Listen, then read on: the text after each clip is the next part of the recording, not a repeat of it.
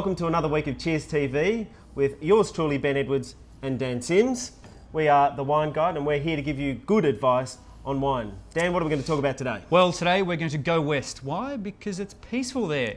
Well, mainly peaceful, and not so much for our embattled Prime Minister at the moment because of all the whole super tax with the mining industry. But anyway, what we're going to do today is actually have a look at a few wines from WA, Western Australia. We're going west, young We're man. going west. It's funny that whole tax thing, isn't it? Because the wine industry has been suffering with super taxes of our own for a very long time. Another issue for another day. 40% in fact. 40%. It's ridiculous. If you want to have something to say about it, you should.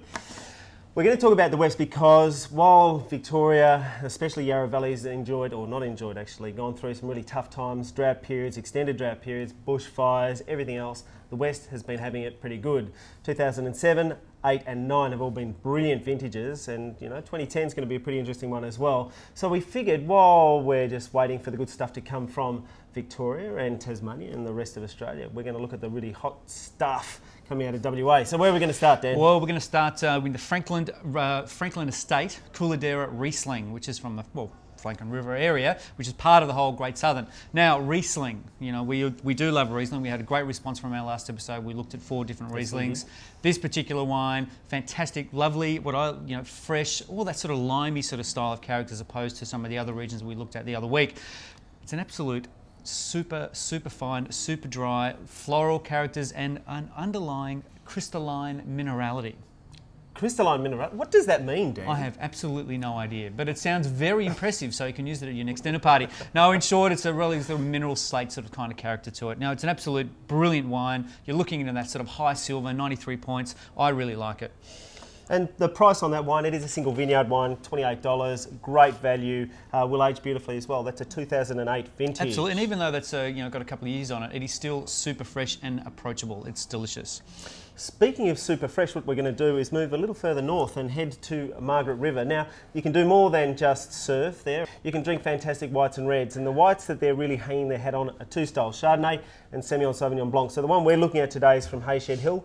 Michael Kerrigan's the winemaker there, famous guy, started up a place called Howard Parker and been the winemaker there. Now he's got this Hayshed Hill project. This is a block one, 11.5% alcohol, Dan. And with this particular wine, we're seeing a little bit of oak aging, and so they're really trying to build in a bit of complexity rather than being the tutti frutti passion pot style of Sauvignon Blanc. So this is, yeah, not for me either. So this is that more sort of savoury, food-friendly style, beautifully fresh and crisp, and also great luncheon wine because you can probably drink a few glasses of it at lunch and go back to work. We like those styles of wine, don't we? This wine would probably again be in that sort of silver, 91 points, 92 points, but will actually age pretty gracefully, I think. Lovely wine. Now, speaking of aging gracefully, I mean, let's talk about some of the reds that come from, especially in the Margaret River region. The next one we're going to have a look at is the Flame Tree Cabernet Merlot 2008. Now, the 2007 of this wine won the Jimmy Watson Trophy, which is a pretty amazing thing, considering it was actually a completed wine rather than the normal, not quite so, award. Now, this particular wine, made by Cliff Royal, ex-Voyager Estate, brilliant sort of style wine, a fantastic follow-up to an epic vintage from the 2007. Beautiful, again, that sort of more cassis, cord fruit character, good bit of like a herbal edge to it. A little rolled leaf, cigar boxy, all that kind of character. And a nice tannic structure just to back it all up, but there's a freshness to it, which makes it absolutely fantastic. For me, again, solid silver, 92 points, and an absolute bargain for the price. Those first 3 wines are almost pretty much in the same sort of price category, that sort of somewhere between $25 and $30.